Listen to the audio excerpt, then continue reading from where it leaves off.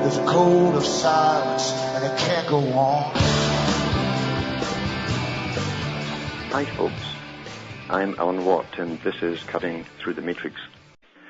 Those who have heard me before hear me on Cutting Through the Matrix, where I go into the histories of this poor old planet of ours that really doesn't belong to us and probably never did, unless you get there before the advent of wealth and money. And that's the world we live in. It's an ongoing show where reality has been propagated to the public, instilled in our minds, helped by our parents who didn't know any better either, and way down the line for thousands of years, because the world is run by a select few families, really, that interbreed like crazy, and have held the incredible wealth. In fact, they decided what wealth was a long, long time ago, and it's very interesting that all of their symbols go back to Egypt. And all of those same symbols are all around us in company logos today, especially the big boys, the ones who own all the banks. And I'm certain they've also been behind the creation of all the major religions. They certainly have dominated them and run them right up to the present. And they're the elite of all religious groups. They're the top of all religious groups. And the big mystery is, who are these people? It's interesting to watch the Queen of England, for instance, go through her inauguration many, many years ago, sitting on the raised dais, which is just a pyramid, a step pyramid, holding the scepter and a little part that looks like a little crook, like the Pharaoh did in ancient times. You'll see the same thing chiseled out in the stelas in Egypt. So ceremonies that were carried out thousands of years ago, right down to the ermine round the neck, the ermine, the black and white dots that Nimrod wore, are still worn today, and no one tells us why. Very interesting. But our world has been run by small groups, a small group really of people, down through the ages that moved around, even in ancient times. And we tend to forget that Egypt itself dominated the ancient world for almost 5,000 years. That's a long time. A long 5,000 years. And they used to create cities for bureaucrats to deal with all their State Department, you might call it, or Foreign Affairs Department in the Commonwealth countries, to deal with all the incoming and outgoing mail. And they found some of these cities and dug up tablets with all the data that modern bureaucracies deal with. And it's mainly to do with population, how many people are there, how many pay taxes, and all the buying and selling taxes as well costed into it all. It was a huge business thousands of years ago, and nothing much has changed. Nothing much has changed, except that after moving down through the centuries and pulling their money out of one empire as they create the next, and flattening the one behind it, they're up to the global system now. The world, you see, is the little scepter she holds in her hand.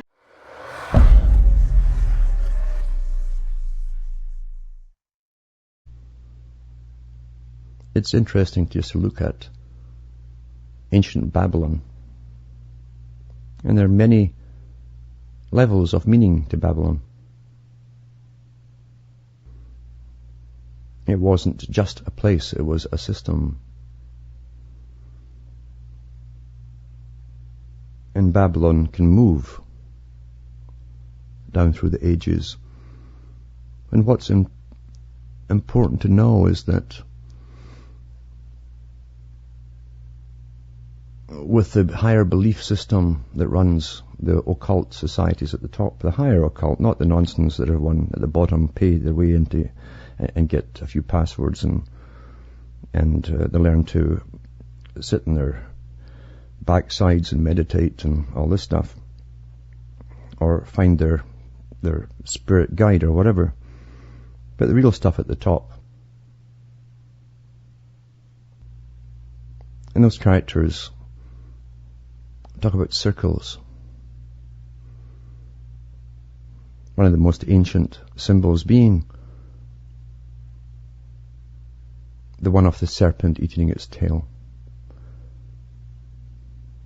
Again, many different levels of meaning, which I can't go into right here. But when the ancient Egyptian nobility wore the aureus, the serpent in front of their skull, their head, as a third eye almost. It was on a band around their head, the circle, representing the same thing of completion. Meant the universe was contained within the mind of the person who had been taught, who was wise as a serpent, and who also guarded his mind from extraneous nonsense. The extraneous nonsense was only for the public, because they would be given a different reality from those in the know. But circles are very important, since they studied the ancient stars, because the ancient brotherhood studied the movements of the moon, the sun, the stars, and they graphed it all. They drew it all out in charts. Circles are important. Not everything does travel in a complete circle, but circles are important to do with time.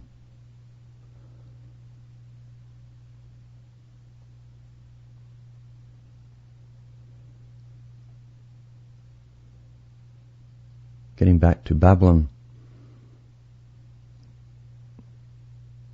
being a system, they say that everything starts with a point. To start a circle, a straight line, whatever, a journey. But we've completed a circle.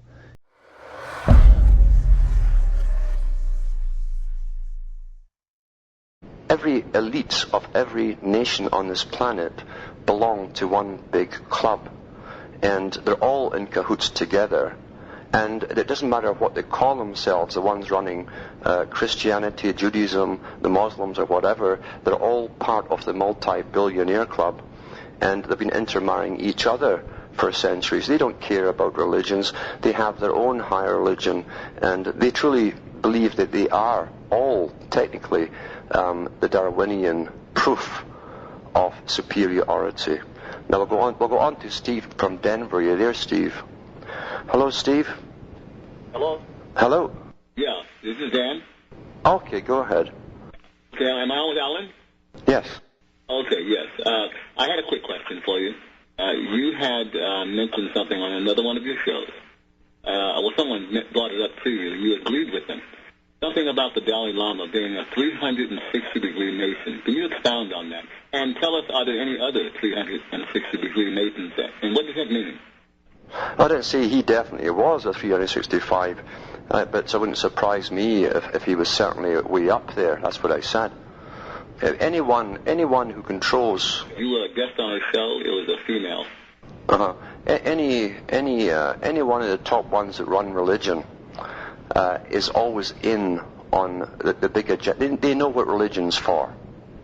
They've been trained since a very young age as to not only what it's for, but the whole history, not only of the religion that they're put in charge of, but the history and the social histories and the governmental histories behind all the religions.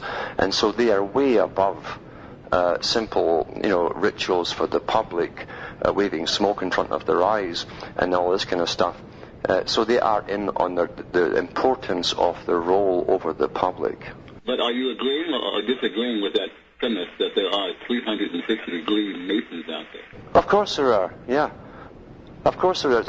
There's 365 degrees. It's 360 degrees in a circle. In ancient times, they used to have 360 days in the year. Ancient Egypt ran on 360, and you see the serpent eating its tail, and that's what it symbolizes. It's in so many of the high Masonic emblems. It's incredible. It's not just the beginning and the end, the Alpha and Omega, or simply the rebirth as you go round in the circle of life and into another reincarnation. It's also the whole circle. And that's what they talk about too when you're going round the circle or the block. You're circling the block. It still doesn't occur to most of the guys who even perform that ritual the full significance of what they're involved in.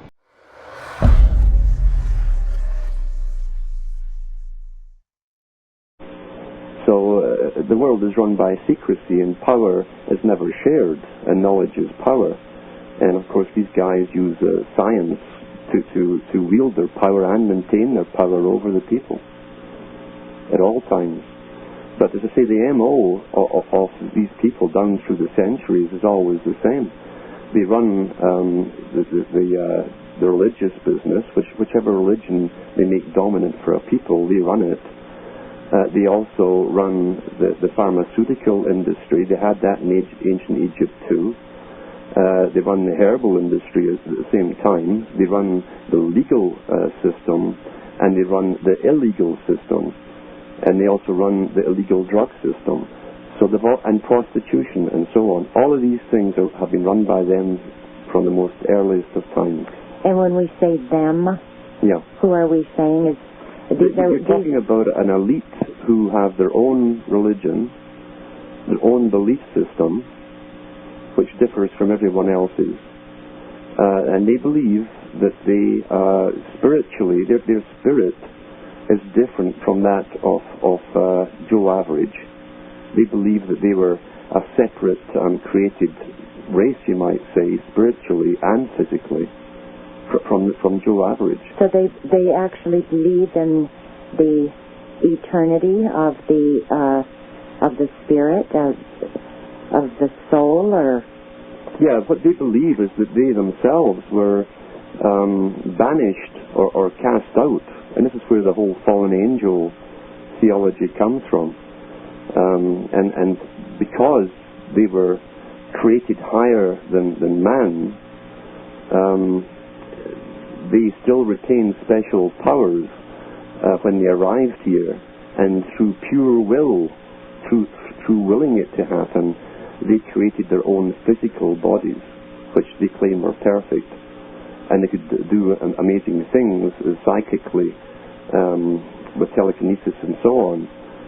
But when they started to interbreed with the native people, the humans here, they began to lose those powers, and so then they returned to the intensive inbreeding to try to get back to what they were.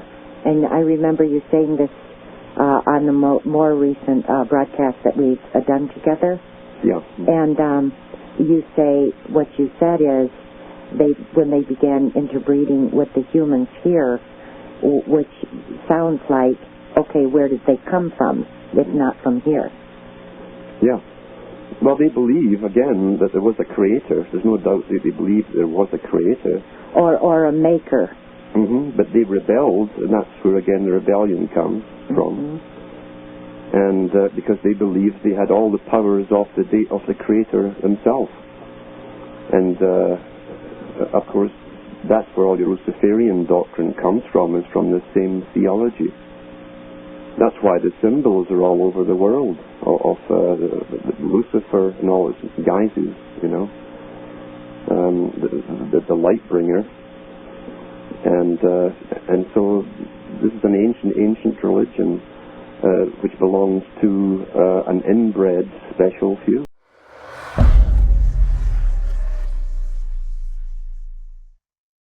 From myself, Alan Watt, this good night to me, your God or your gods go with you.